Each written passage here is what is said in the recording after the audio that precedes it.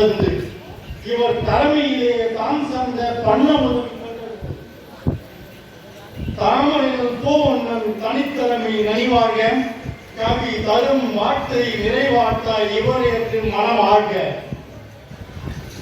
சிந்தைவாசன் ஐயா அவர்களுக்கும் புத்தக கவிஞர் நம்மூர் கோபிநாத் ஐயா அவர்களுக்கும் என்னுடைய வணக்கத்தை பணிவான வணக்கத்தை வார்த்தையை முதலில் தெரிவித்துக் கொள்கிறேன். ஏனென்றால் அவர்களால் என்னை அழைத்து வந்த காரணத்திற்கு யுத்தாவார்கள். மழை கொடுக்கும் கொடையும் ஒரு 2 மாதம், பயம் கொடுக்கும் கொடையும் ஒரு 3 மாதம், பசு வழங்கும் கொடையும் ஒரு 4 மாதம், பார்த்திபனாம் கர்ணனுக்கோ 4 மாதம், எங்கள் கருணாகரன் வள்ளலுக்கோ அதுவே ஆகும். கருணையுடன் ராணுவ வீரர் கருணாகரன் புதுவையில் இருந்து இங்கு நமது கருணாகரன் ஐயா அவர்களை வாழ்த்த வருகை தந்திருக்கின்றார். அவர்களையும் வருக என்று வரவேற்கின்றோம். உவகையில் உங்கள் மனம் பொங்கட்டுமே, ஊரே உங்களை மெச்சி போற்றட்டுமே, எதிலும் உங்கள் தனித்திறன் வெல்லட்டுமே, ஏணிப்படியில் பிறரை ஏற்றி ஏற்றமான வாழ்வு அளிக்கட்டுமே, ஐம்பூதங்கள் தங்களை வாழ்த்தி அருளட்டுமே, 9 கோள்கள் தங்களை காக்கட்டுமே, ஓங்கி உன் புகழ் ஈகை கொடை என்றும் வளரட்டும். இவர் தமிழகத்தின் ஆலமரம், கவிஞர்களின் பூமரம். இன்று இவருக்கு சாமரம் வீசும் நேரம்.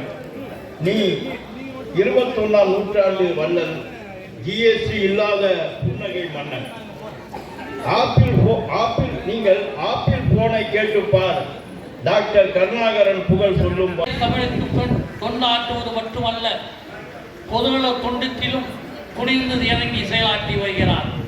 அரசியலும் சரி, அன்னை தமிழுக்கும் சரி, அழகான அறிவான ஆற்றலோடு அவர் பயணித்து வருகின்ற காரணத்தினால் தமிழ் போல் இவர் என்றும் நிலைத்து நின்று வாழ்வார் என்று வாழ்த்த கடைபெற்றிருக்கின்றோம். கவிஞர்கள் இங்கே மிக சிறப்பாக அவரை வாழ்த்தி பாராட்டி கருணை கடல் கருணாகரன் என்று அழைக்கப்பட வேண்டும். இவர் கருணை கடல் கருணாகரன் என்று சொல்லி வாழ்த்தி கவியரங்கத்தை நிறைவு செய்கின்றேன். அடுத்த நிகழ்ச்சி தொடங்கும்.